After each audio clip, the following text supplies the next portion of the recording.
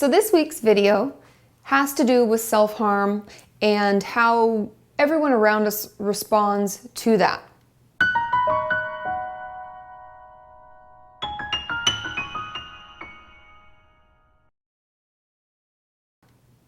Now, what I mean by this and what I'm kind of hoping to do this week is just normalize your experience.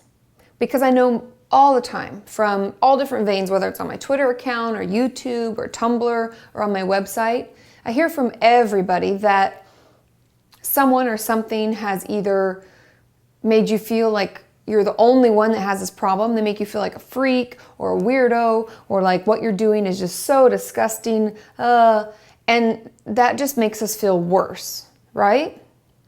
Because nothing's worse than feeling like we don't fit in. What I'm experiencing is really weird. Nobody's heard of it before. Nobody knows what to do. Nobody likes to feel that way, right? And I'm here to tell you that you're not weird, that you're not alone. This is not something that's unheard of. And you know who's saying that are people who are uneducated. And they should be ashamed of themselves. As part of the professional world and therapy, doctors and psychiatrists, LCSWs, if any of you see a social worker, part of our licensing is that every year we have to gather, and it depends on the licensing how many hours, but roughly around 30 to 40 hours of continuing education. You know what that says to me? I need to broaden what I know, right? So when somebody says to you, if you're self-harming, whoa, I don't deal with that, I don't really know, that means they haven't broadened their knowledge. That doesn't make you weird. That means that they haven't learned and they are ignorant to what's going on, okay? But the first thing and the most important type of person that I want to talk about is our family. And I'll even lump in friends with it because it's those people that really are close to us. They kind of know us for who we are or who we were before this, or even maybe what happened to cause this. They have all that information. And in my experience, and I've been doing a lot of research about this because I wanted to make sure I was gathering all the information, but it sounds like my experience is kind of what's happening and what other people's experiences are, and that is that family's first response is fright. Oh my gosh, I don't know what to do. Oh my gosh, my kid, and they freak out, right?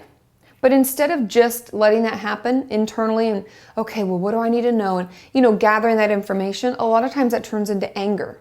So they're scared and then they react angrily. A lot of people say things like parents, I've heard say to some of my clients, like, how could you do that to yourself? Who'd be so stupid as to hurt themselves, right? And that's not coming from a place of love and care. That's coming from a place of misunderstanding. They don't know. They don't understand what's going on. And the worst thing to parents and the hardest thing for me to ever get them to understand or to accept is that one of their children is showing signs of a mental disorder, a mental illness. And that's kind of why I'm even creating what I'm creating here, is to kind of break through the stigma of mental illness, that it's not something to be scared about or angry about. It's something that just needs to be understood, right? So if you've had that experience, if your parents have said things like, how dare you? I can't believe you do that. And they get angry, or they even become almost narcissistic. Like, what, is this your way of making me feel guilty because I did. They might run into that kind of a stream.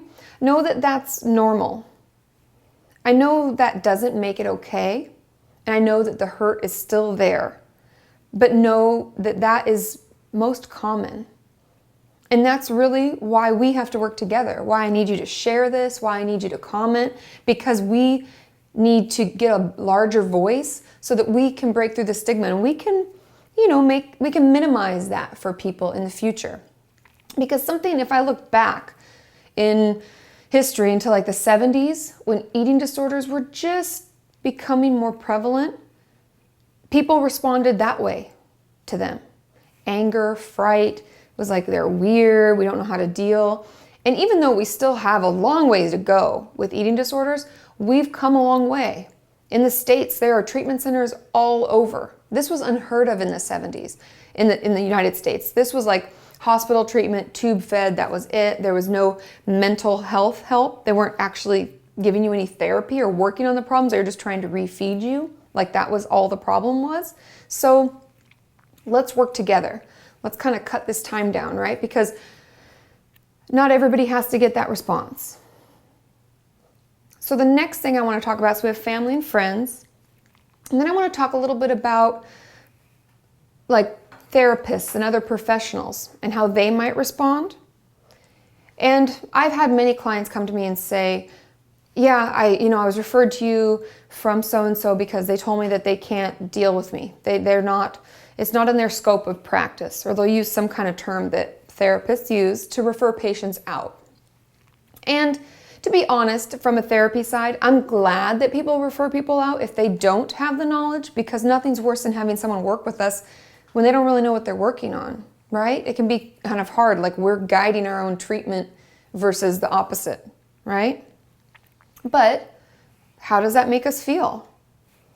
I go in to see somebody, I finally get up the courage to call in and I make an appointment, I sit there, and then she tells me, oh, I'm sorry, I don't deal with self-harm or cutting.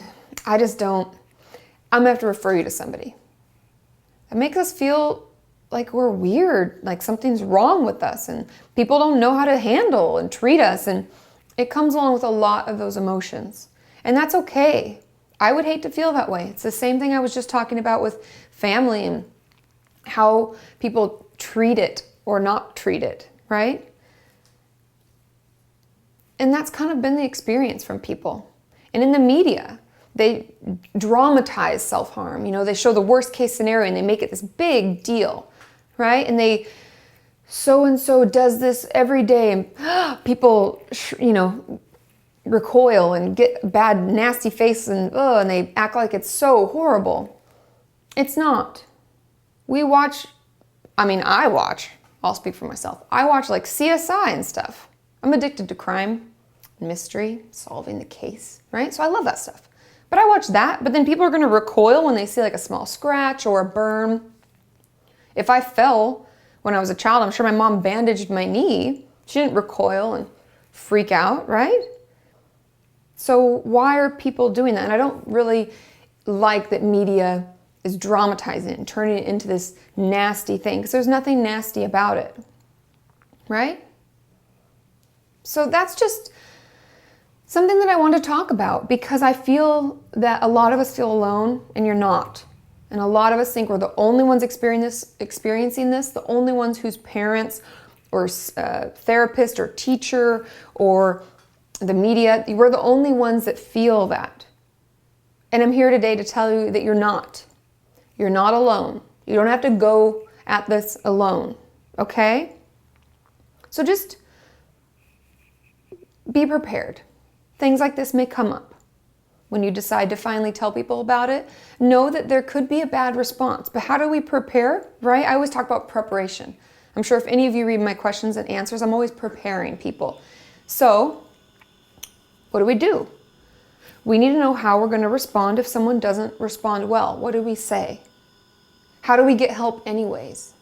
How do we persevere? We reach out, right?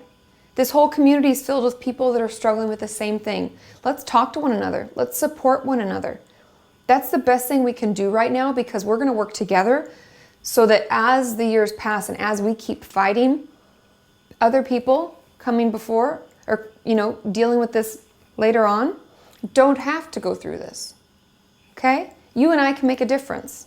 And that's really what I'm here for, because we're working together towards a healthy mind and a healthy body.